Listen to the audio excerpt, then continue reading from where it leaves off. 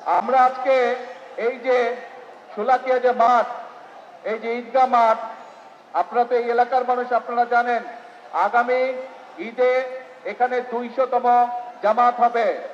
299 না, 300 বছর হবে। 200 না, হ্যাঁ 100 না, 200 বছর হবে। হ্যাঁ 200 বছর হবে।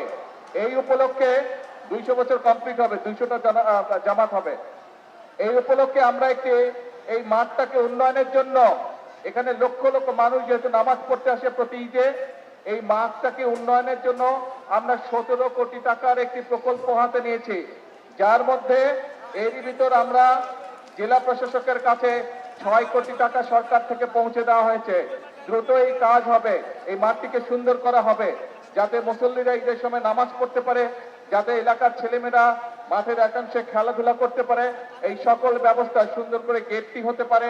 এখানে যে পুকুরটি আছে, পুকুরে যাতে অজু করার জন্য ব্যবস্থা করে, এই সব কিছু আমরা এই কাজগুলো ইনশাল্লাহ করব। কাজেই আপনারা এই এলাকার মানুষ, এই মাঠটি একটি ঐতিহ্যবাহী মাঠ, এই এলাকার মানুষ আপনারা, আমি আপনাদের সকলকে অনুরোধ করব, এই মাঠের একটি লম্বা ইতিহাস আছে, যাতে এই মাঠটি সুন্দর থাকে, এখানে গাছপালা যেগুলো লাগানো হবে সেগুলো যাতে সুন্দর থাকে, দয়া করে সেগুলোর যত্ন আপনারা সকলে মিলে নিবেন। আমরা এখানে শহীদ রাষ্ট্রপতি জিয়াউর রহমান উনি একবার যখন ওমরা করতে গিয়েছিলেন, তখন উনি আরাফাতের মাঠে যখন গিয়েছিলেন, আরাফাতের মাঠ তখন ধুধু মরুভূমি ছিল। সেখানে উনি তখন সাউদি বাদশার কাছে বললেন যে তোমরা গাছ লাগাও না কেন? সাউদি বাদশাহ তখন ওনাকে জিজ্ঞেস করলো যে আমরা এখানে মরুভূমিতে কি গাছ লাগাবো? শহীদ জিয়া দেশে ফিরে এসে 1 লক্ষ নিম গাছের চারা পাঠানো গিয়েছিলেন তিনি।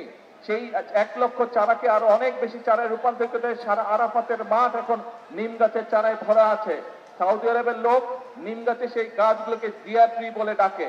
আমরা চাই এই মাঠেও যে আমরা উন্নয়ন করব, এখানে আমরা অনেকগুলো নিম গাছ, ঠিক আরাফাতের মাঠের মতন এখানে আমরা নিম গাছ রোপণ করব। নিম গাছগুলো এখানে যখন মুসল্লিরা আসবে বা অন্য সময় যখন বাচ্চারা খেলতে আসবে বা মুরব্বীরা যখন হাঁটাহাঁটিতে আসবে, সকালে বা বিকেলে হাঁটতে আসবে, সেই নিম গাছের বাতাসে যাতে সবাই শান্তি পায়, আরাম পায়, যাতে সেই জন্য আমরা এইভাবে জিনিসটাকে গড়ে তুলবো। তো আজকে যেহেতু সন্ধ্যা হয়ে গিয়েছে, রাত হয়ে গেছে, আজকে আর বক্তব্য বাড়াবো না। ইনশাআল্লাহ আরেকদিন আপনাদের এখানে আসবো, সেদিন রাজনৈতিক সভা করে সেদিন রাজনৈতিক বক্তব্য রাখবো। আমি আজকে মুরব্বী সহ, মা বোন সহ সকলের কাছে দোয়া চেয়ে আমার বক্তব্য শেষ করছি। আল্লাহ হাফেজ।